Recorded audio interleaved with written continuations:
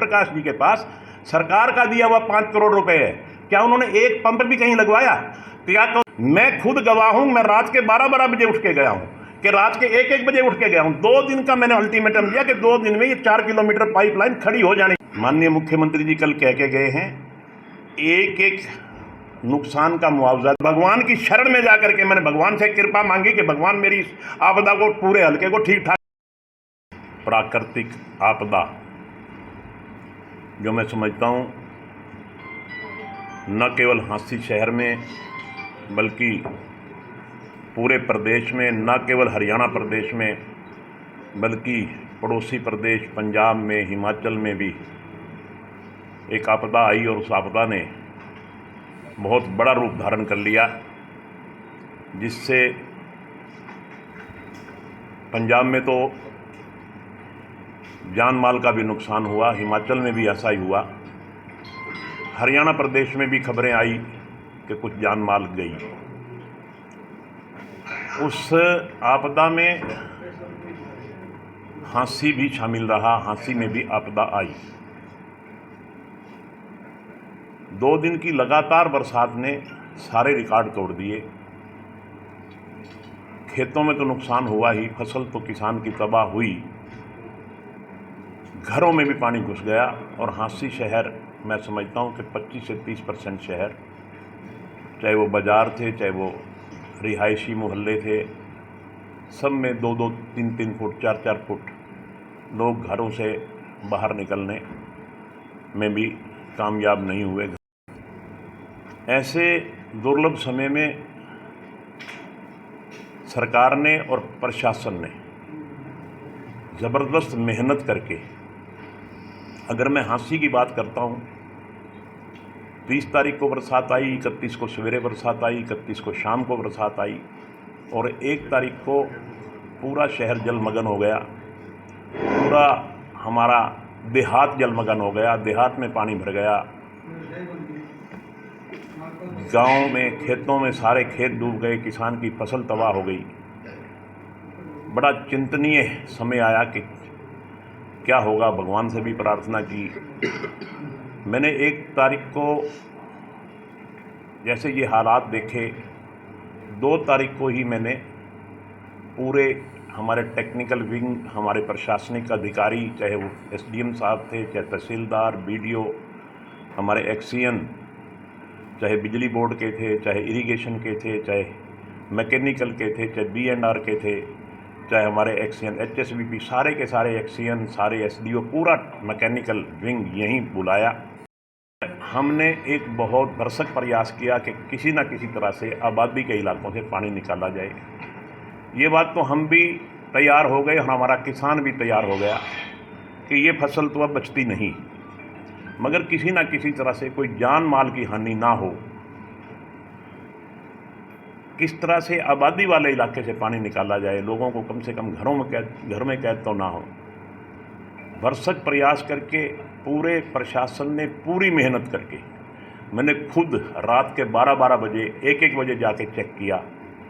मात्र 2 दिन में 4 किलोमीटर हमने टेम्परेरी लंबी लाइन लगवाई, जो सारे शहर ने देखी। इतने ख़राब हालात में हम दिन और रात एक करके लगभग 10 दिन में, आज मैं कह सकता हूं कि आज हमारा शहर 80 से 90% पानी से मुक्त हो गया। मैं स्वीकार करता हूं कि अभी भी कुछ कॉलोनियों में छोटा मोटा पानी है, वो मैं समझता हूं कि आज और कल तक सारा पानी खाली हो जाएगा और हमारे शहर के बहुत बढ़िया इलाके, हमारी जगदीश नगर कॉलोनी सारी डूब गई, हमारा मुल्तान कॉलोनी की बात करूं, हमारा हुड्डा सेक्टर है, हमारी अनाज मंडी है, हमारा श्याम बाबा मंदिर रोड है, सारा ये मार्केट बंद रही, हमारा बजरंग आश्रम रोड बंद रहा। मतलब शहर का पोश इलाका जहाँ बड़ी बड़ी मार्केट हैं वो सारी की सारी बंद रही।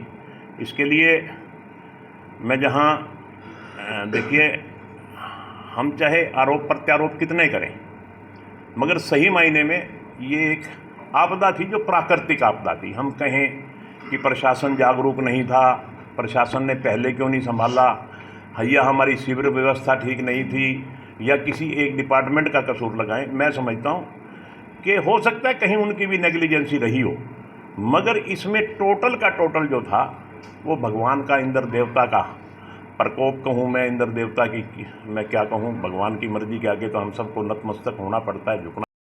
10 घंटे से पहले तामझाम लगना शुरू हो जाता है, तो कोई मुख्यमंत्री का गुप्त दौरे का अंजाम लगाएं और फिर वो जा कर के किसी गांव में जा कर के ड्रेन देख लें, इससे क्या कोई आपदा कम हो जाती है? ये बात सही है कि इस आपदा को दूर करने की जिम्मेवारी सरकार की है, मगर विपक्ष का एक दायित्व है, वो अपना दायित्व निभाएं, वो किसानों के बीच में जाएं, उनसे कुशलक्षेम पूछें, अच्छी बात है, कोई बुरी बात नहीं, उनकी भी अपनी ड्यूटी है, विपक्ष का भी अपना काम होता है।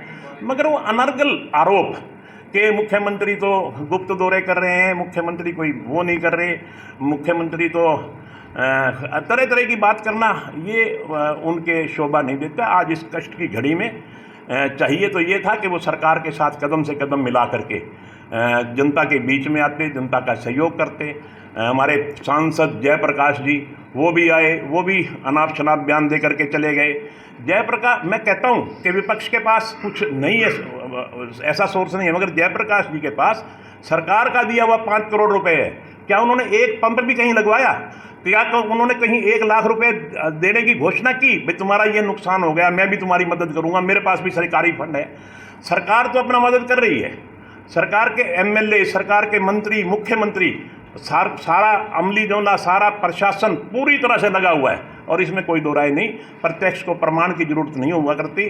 और जब इतना सब कुछ होने के बाद, इतना विकट संकट आने के बाद, और मैं समझता हूँ ये प्रशासन की मेहनत है, दिन रात एक काम किया, और आज उस प्रशासन की हर आदमी तारीफ कर रहा है। आपदा के आने के बाद जो प्रशासन ने काम किया, देखिए जो काम करे उसकी तारीफ करनी चाहिए। मैं खुद गवाह हूँ, मैं रात के 12-12 बजे उठ के गया हूँ, कि रात के 1-1 बजे उठ के गया हूँ। 2 दिन का मैंने अल्टीमेटम दिया कि 2 दिन में ये 4 किलोमीटर पाइपलाइन खड़ी हो जानी चाहिए, और 2 दिन में वो खड़ी हुई। कोई छोटा काम नहीं था 4 किलोमीटर टेम्परेरी लाइन बिछाने का, वो बहुत बड़ा काम था, और करके दिखाया प्रशासन ने। तो इसलिए मेरा ये कहने का मतलब है कि हम निरापिरा ही सरकार के बदनाम करते रहे, मुख्यमंत्री के खिलाफ बोलते रहे, कम से कम सरकार की या एडमिनिस्ट्रेशन की जिसने काम किया उसकी तारीफ भी करना चाहिए, उनकी तारीफ भी हक बनता है। माननीय मुख्यमंत्री जी कल कह के गए हैं, एक नुकसान का मुआवजा देंगे। मेरा आप सबसे और आप सबके माध्यम से आम जनता से ये अपील है, जिसका जो नुकसान हुआ है वो एसडीएम साहब को या डीसी साहब को एक दरखास्त जरूर दे दें। दरखास्त के हिसाब से ही सर्वे करवाया जाएगा, जितना भी मुआवजा, जितना जिसका नुकसान होगा उसके हिसाब से उसको मुआवजा दिया जाएगा, उसकी भरपाई करने का प्रयास किया जाएगा। और पूरे हांसी शहर ने और पूरे हांसी हल्के ने देखा कि मैं किस तरह से दिन रात एक करके और भगवान की शरण में जा करके मैंने भगवान से कृपा मांगी कि भगवान मेरी इस आपदा को, पूरे हल्के को ठीक ठाक ढंग से निकाल दे, कोई भी ऐसी गलत घटना ना हो। और परमात्मा ने मेरी और हांसी की जनता की सुनी, और हम इस विपदा से लगभग निकल गए। बाकी आप सब ने जो सहयोग दिया उसके लिए आप सबका बहुत बहुत धन्यवाद।